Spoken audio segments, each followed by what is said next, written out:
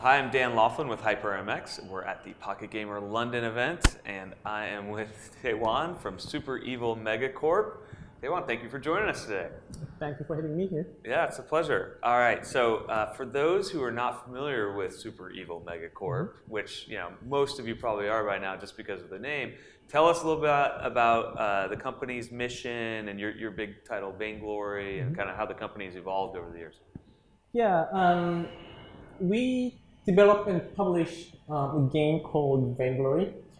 It started as a mobile title, and then we sort of pioneered esports on mobile for the first time and we've been doing it for the last 3-4 years.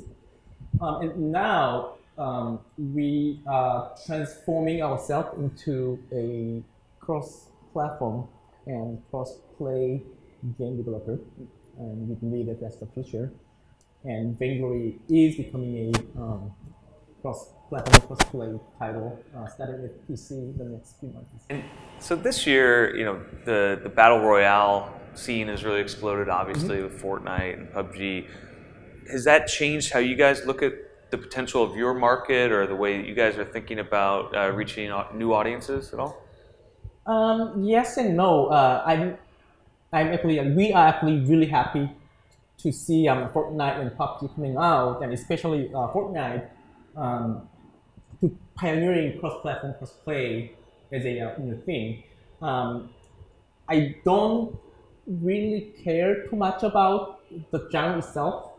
Like battle royale is a genre, right? But to us, what's more important is that the cross-platform, cross-play, because once you have a genre, repeating that is actually not that easy, right? So a lot of people try to repeat battle royale, but we'd like to focus more on the what's next. Yeah, right? Well, and they've helped kind of break that barrier where people can now see that they can have a good experience across the platforms, and now you can leverage that part of the breakthrough. There you go. So one problem we had with Vainglory is Super Evil is that we had to convince players with two things, right? One is you can actually do a core game in mobile, and then you can also be mobile can be a esports platform.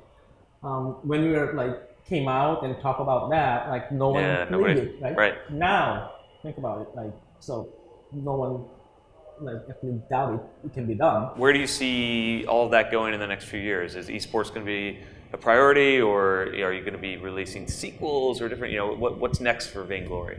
A lot of people are focusing on, actually the industry itself is obsessed with the competitive gameplay and then event side of esports.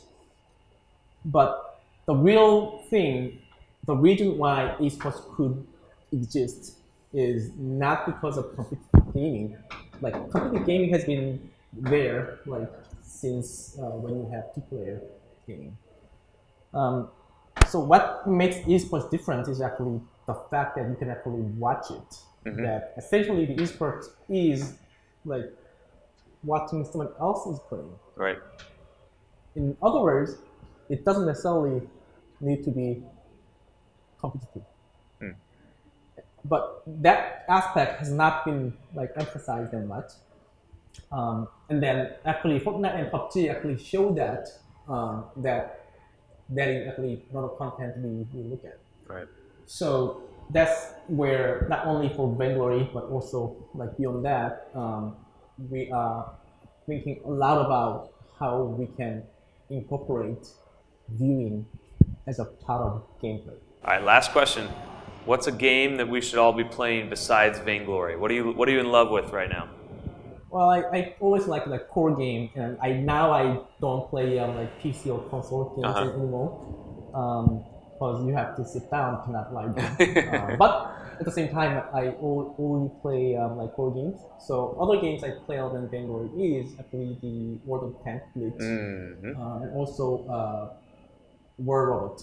Oh, so yeah. All of them are PvP. Yep. 7x7, 6x7, 6x6, and then Vainglory 5x5. Yeah, very cool. Nice. All right, well, thank you so much for joining us today. Thank you.